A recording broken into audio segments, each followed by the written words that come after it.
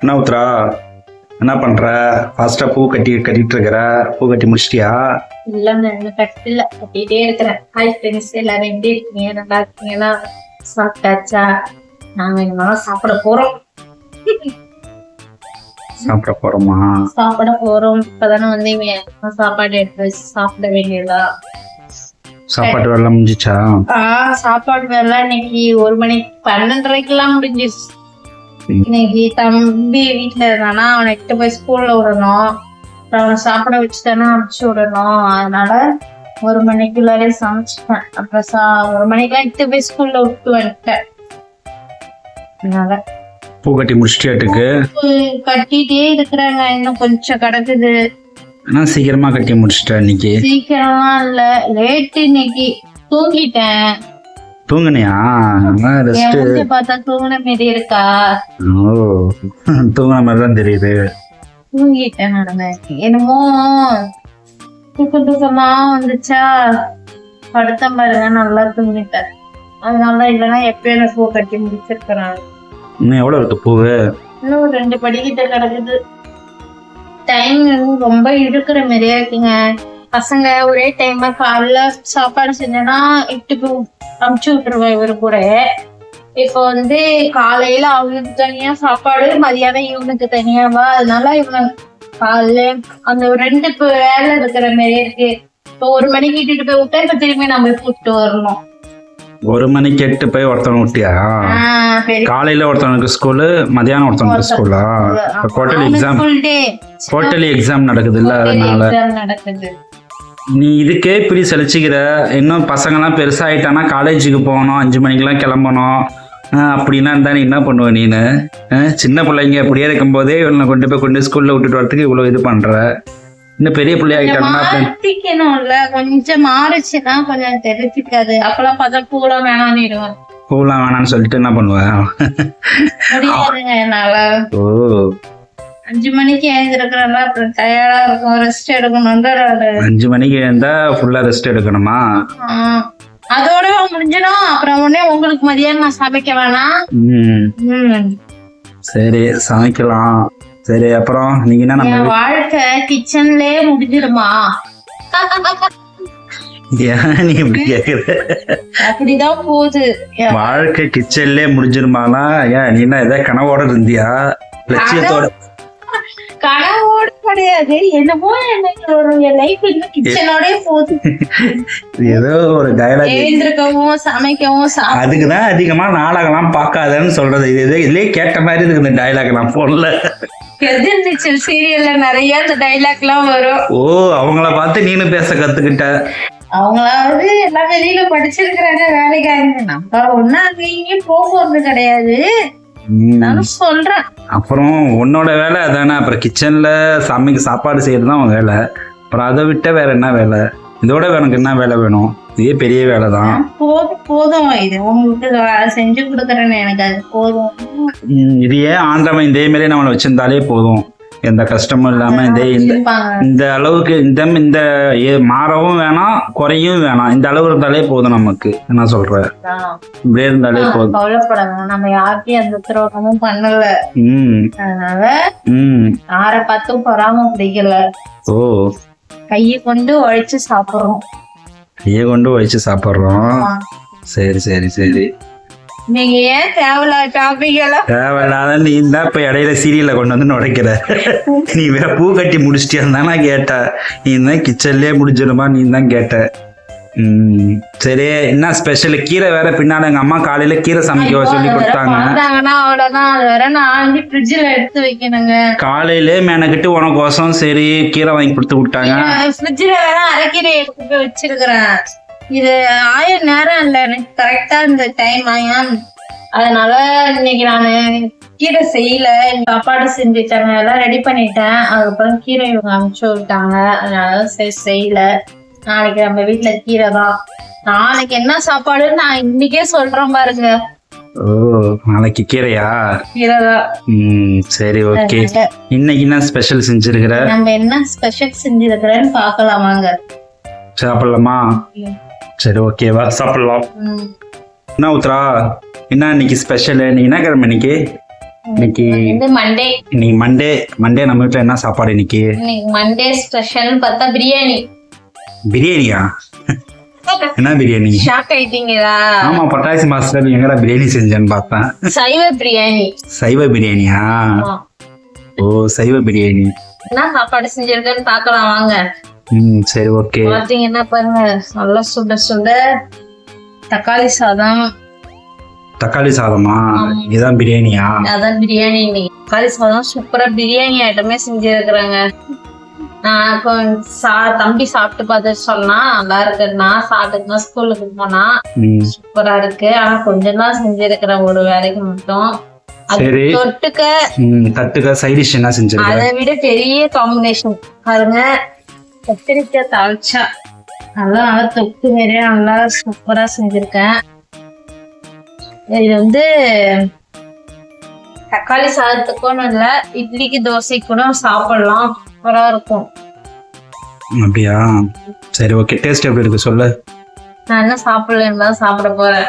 சரி, ஓகே. சாப்பிட்டு டேஸ்ட் எப்படி இருக்குன்னு சொல்லு. அப்புறமா நான் டேஸ்ட் எப்படி இருக்குன்னு நான் சொல்றேன். சாதம் நல்லா இருக்கும், நல்லா இல்லையோ நான் நல்லா இருக்குன்னு தான் சொல்லுவேன். அப்படி சொல்லாத, சாப்பாடு பார்க்கும்போது தெரியாதா எப்படி இருக்குன்ட்டு? நீங்க பார்த்து சொல்லுங்க. ஓகே. இத பார்த்துட்டு என் பெரிய பையன், பிரியாணி சிக்கன் போட்டு செய்யறியா நீனு, வெறுமனையே செஞ்சிருக்கிற அப்படின்னு கேக்குறான். ஒரு முட்டை ஆம்லெட்டாவது ஊத்தி இருந்திருக்கலான்றான். அவனை வச்சுட்டு என்னால சமாளிக்க முடியலங்க.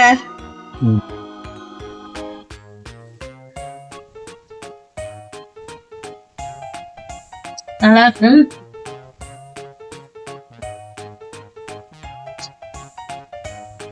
சாப்பாடு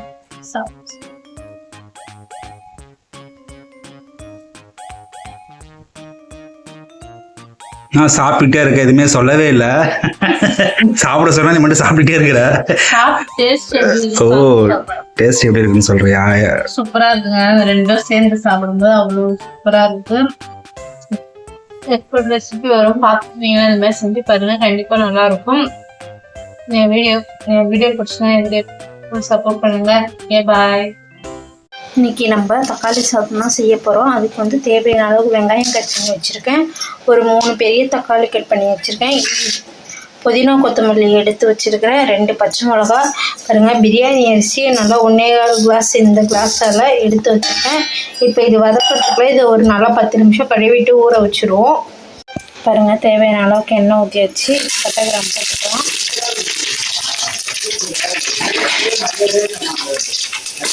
வெங்காயத்தை போட்டுப்போம். வெங்காயம் போட்டு நல்லா வதங்கட்டும்.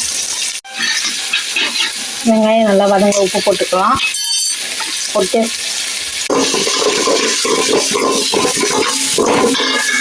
தனியாக வெங்காயம் நல்லா வதங்கிடுச்சு. இப்போ அது கூட ஒரு 2 டீஸ்பூன் இஞ்சி பூண்டு பேஸ்ட்டு சேர்த்துக்கலாம்.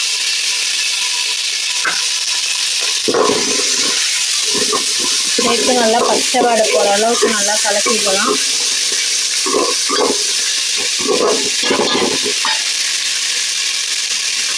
அது கூட நம்ம வெட்டி வச்ச பச்சை மிளகாவை சேர்த்துப்போம்.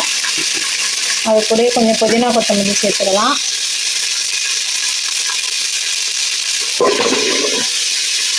நல்லா செஞ்சுக்கலாம்.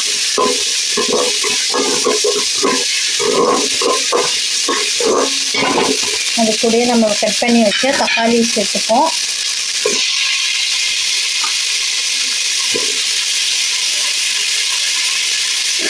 தக்காளி போட்டு தக்காளி நல்லா வதங்கி வரைக்கும் நல்லா தக்காளி நல்லா வதங்கி வச்சு போய் இதில் நம்ம மசாலா சேர்த்துக்கலாம். கொஞ்சோண்டு காஷ்மீர் சில்லி பவுடர் சேர்த்துப்போம். 1 டீஸ்பூன் பிரியாணி மசாலா சேர்த்துக்கலாம். கொஞ்சோண்டு கறி மசாலா சேர்த்துப்போம். அது கூட கொஞ்சோண்டு ஒரே 1 டீஸ்பூன் சிக்கன் தூள் சேர்த்துப்போம். ஒரு 1/4 டீஸ்பூன் மஞ்சள் தூள் சேர்த்துப்போம். நம்ம கொஞ்சம் ஒரு 50 ml கெட்டி தயிர் சேர்த்துக்கலாம். சேர்த்து நல்லா கிண்டி விட்டுப்போம். ஒரு 2 நிமிஷம் நல்லா எல்லாம் வதங்கட்டும். 2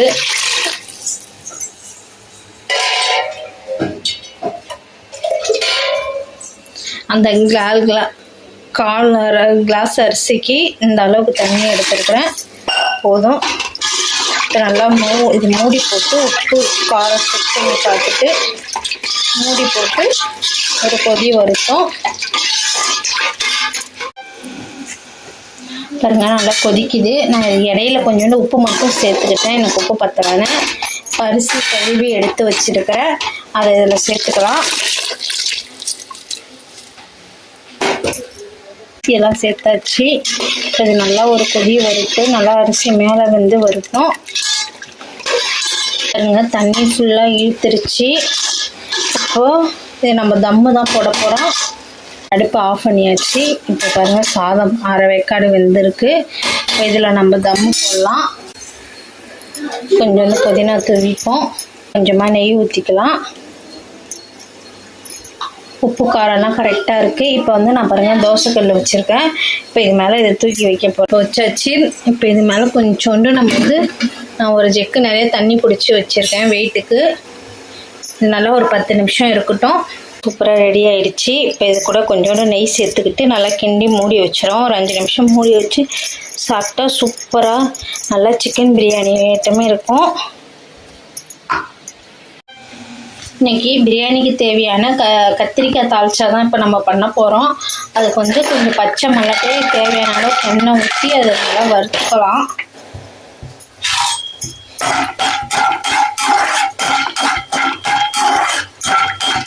நல்லா வறுத்தெடுத்தோம். அது நல்லா வதங்குது. இப்போ அது கூட நம்ம வந்து கொஞ்சோண்டு வெள்ளை எள்ளு சேர்த்துக்கலாம். இந்த அளவுக்கு போதும். உங்கள்கிட்ட கருப்பு எள்ளு இருந்தாலும் சேர்த்துங்க. அது கூட கொஞ்சமாக திரி வச்ச தேங்காய் சேர்த்துக்கலாம்.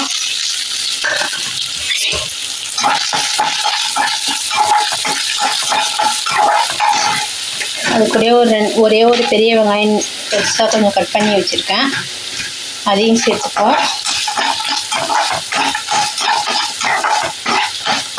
இது நல்லா வதங்கட்டும். போதும், இந்த அளவுக்கு வதங்கினா போதும். இப்போ அதுக்கு வந்து நம்ம ஒரு 1/4 டீஸ்பூன் வெந்தயம் சேர்த்துக்கலாம். ஒரு 1/4 டீஸ்பூன் பெருஞ்சீரகம் சேர்த்துப்போம். ஒரு 1/4 டீஸ்பூன் சின்ன ஜீரகம் சேர்த்துப்போம். அதோட இப்போ ஒரு 1/4 டீஸ்பூன் மிளகு சேர்த்து நல்லா கிண்டி விட்டு இப்போ இது நல்லா சூடாக ஆறினோடனே நம்ம இது நல்லா பேஸ்ட்டாக அரைச்சிட்டு வந்துடுவோம். நான் வந்து அந்த எள்ளு மல்லாட்டை அரைச்சதில் தக்காளி போட மறந்துட்டேன்.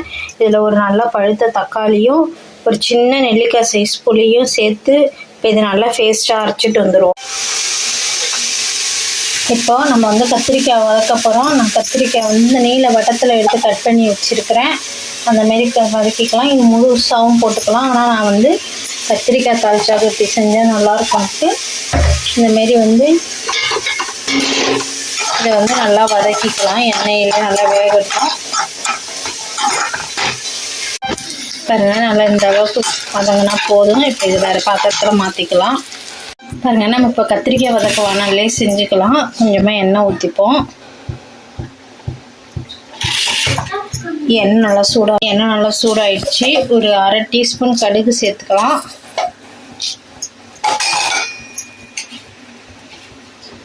ஒரு 1/4 டீஸ்பூன் வெந்தயம் சேர்த்துப்போம்.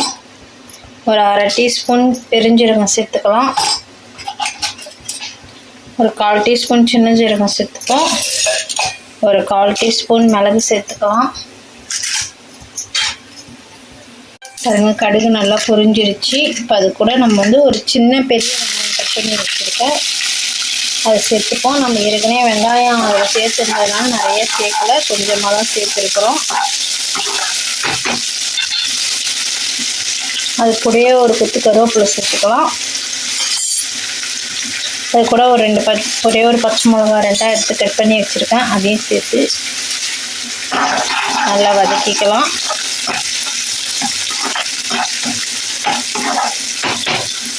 வெங்காயம் நல்லா வதங்குது. அது கூட ஒரு டீஸ்பூன் இஞ்சி பூண்டு பேஸ்ட்டு சேர்த்துக்கலாம். சேர்த்து நல்லா பச்சை வாசனை போகிற அளவுக்கு வதக்கிக்கலாம். வதங்கிடுச்சு. இப்போ அது கூட ஒரு 1/4 டீஸ்பூன் மஞ்சள் தூள் சேர்த்துப்போம். ஒரு 1 டீஸ்பூன் சில்லி பவுடர் சேர்த்துக்கலாம். ஒரு 1 டீஸ்பூன் வீட்டில் அரைச்ச குழம்பு மிளகாத்தூள். ஒரு 1 டீஸ்பூன் கறி மசாலா. போட்டு நல்லா கிண்டி விட்டுட்டோம். இது கூட அரைச்ச நல்லா அந்த பேஸ்ட் எடுத்து சேர்த்துக்கலாம்.